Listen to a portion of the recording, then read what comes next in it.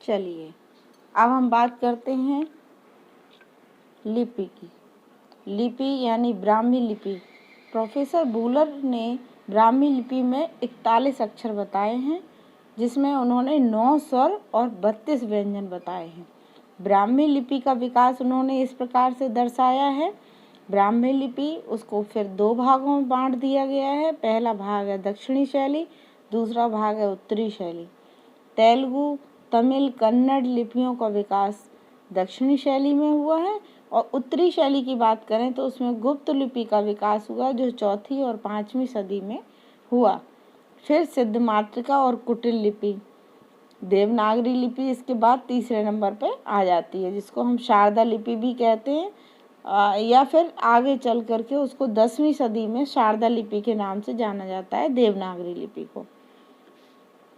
अब हम जान लेते हैं देवनागरी लिपि के विषय में कुछ रोचक बातें। तो ब्राह्मी को उत्तरी शैली से 4वीं और 5वीं सदी में गुप्त लिपि, और गुप्त लिपि जब आई, मतलब 4वीं और 5वीं सदी में गुप्त लिपि आई, फिर जो 6ठी सदी शुरू हो जाती है उसमें गुप्त लिपि ने आगे चल के विकास किया कुटिल लिपि के रूप में। इसी प्रकार से जब 9वीं सदी आती है तो नागरी के प्राचीन रूप का विकास होता है, अर्थात प्राचीन नागरी का विकास हो जाता है 9वीं सदी में, और 10वीं सदी में शारदा लिपि। ठीक है, इस तरह से कभी कभी परीक्षा में क्रम भी पूछा जाता है। देवनागरी लिपि के नाम के विषय में भी बहुत सारे मत हैं। कहा जाता है कि प्रसिद्ध बौद्ध ग्रंथ है ललित विस्तार, उसमें वर्णित नाग लिपि से नागरी नामकरण हुआ। उसमें जो नाग लिपि लिखा है उस नाग लिपि से नागरी का नामकरण हुआ। और किसी ने, विद्वानों ने ये भी कहा है कि नगरों में प्रचलित होने से इस लिपि का नाम देवनागरी लिपि पड़ा। कुछ विद्वान ये भी कहते हैं कि पाटलिपुत्र को नागर और चंद्रगुप्त को देव कहने के कारण देवनागरी नाम पड़ गया इस लिपि का। श्री आर श्याम शास्त्री जी ने देवनागरी लिपि के विषय में कहा है, देवताओं की प्रतिमाओं के बनने के पूर्व उनकी उपासना सांकेतिक चिन्हों द्वारा होती थी, जो कई प्रकार के त्रिकोण आदि यंत्रों के मध्य में लिखे जाते थे। वे यंत्र देवनागर कहलाते थे और उनके मध्य लिखे जाने वाले अनेक प्रकार के सांकेतिक जो चिन्ह वर्ण माने जाने लगे, उसी से इनका नाम देवनागरी पड़ा। देवनागरी नाम जो है गुजरात के नागर ब्राह्मणों के नाम पर पड़ा। कुछ विद्वान इस प्रकार की भी बात स्वीकार करते हैं। प्रसिद्ध भाषा शास्त्री डॉक्टर धीरेन्द्र वर्मा जी कहते हैं कि मध्य युग के स्थापत्य की एक शैली का नाम नागर था, उस नागर से इसका नाम देवनागरी पड़ गया। देवनागरी का अगर सर्वप्रथम प्रयोग की बात हम करें तो ये गुजरात के राजा जयभट्ट जो 7वीं और 8वीं शताब्दी में थे, उनका एक शिलालेख मिला। उस शिलालेख में सर्वप्रथम देवनागरी शब्द का प्रचलन हुआ, जो गुजरात में था।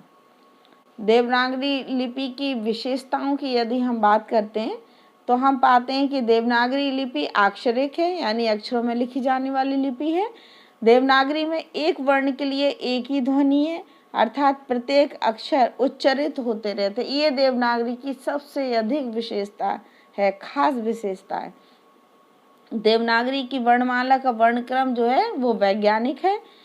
सुधार के विषय में यदि हम बात करें, कहने का तात्पर्य ये है कि बहुत से विद्वानों ने देवनागरी लिपि में सुधार की कोशिश की है। आप स्क्रीन पे देख रहे होंगे, जो ऊपर लिखा है जो स्वर है और जो नीचे लिखे हैं वो व्यंजन है। इसकी लिखने की स्टाइल भी आप देखिए, आ ई उ ओम लिखा है, री लिरिल रा और लिरिल है ना, ए आय ओ औ तत तवम असी, ये सारे शब्द पहले होते थे, जो अब सुधार होते होते बहुत से शब्दों का लोप हो गया है। तो सुधार के सिलसिले की अगर हम बात करें तो सर्वप्रथम बाल गंगाधर तिलक जो थे, उन्होंने सन 1904 में अपने जो पत्र था जो निकालते थे केसरी, उसके लिए उन्होंने 1926 टाइपों की छटाई करके 190 टाइपों का एक फॉन्ट बनाया। पहले क्योंकि टाइप चला करता था, ये तो था नहीं, संगणक तो था नहीं, ना कंप्यूटर तक था, तो इसमें क्या है, वो जो है जो भी लिखना होता था उसके लिए फ़ॉन्ट बनाया करते थे। तो इन्होंने 190 टाइपों का एक फ़ॉन्ट बनाया, जिसे तिलक फ़ॉन्ट भी कहते हैं, और ये देवनागरी लिपि के सुधार का आरंभिक काल था। यानी सबसे पहले देवनागरी लिपि के विषय में सुधारने वाली बात करें तो सर्वप्रथम जिसका नाम आएगा वो है बाल गंगाधर तिलक, जो 1904 में उन्होंने अपने पत्र केसरी में छापने के लिए ये 190 टाइपों का जो फ़ॉन्ट बनाया था। दूसरा जो सुधार के विषय में नाम आता है वो है महाराष्ट्र के सावरकर जी। उन बंधुओं ने आ की 12 खड़ी तैयार की तथा महात्मा गांधी के हरिजन सेवक में इनका प्रयोग हुआ।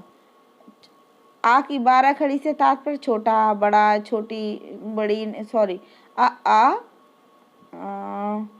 और इसके बाद ई नहीं होगा, बल्कि का खा का कक्का, किक्की, कुक्कू, कोकै, केकै, कंकहा, ख खा, खी, खी, खे, खे, खो, खो, खं, खा, ये 12 खड़ी तैयार की थी ये सावरकर बंधुओं ने। इसके बाद एक मुख्य तथ्य और है, इम्पोर्टेंट परीक्षा की दृष्टि से है, कि डॉक्टर श्याम सुंदर दास जी हैं, उन्होंने जो पंचमा अक्षर होता है ना, काखा गागा अंगा, जो अंगा है वो पंचमा अक्षर है। टाठा डाडा या भी पंचमा अक्षर है।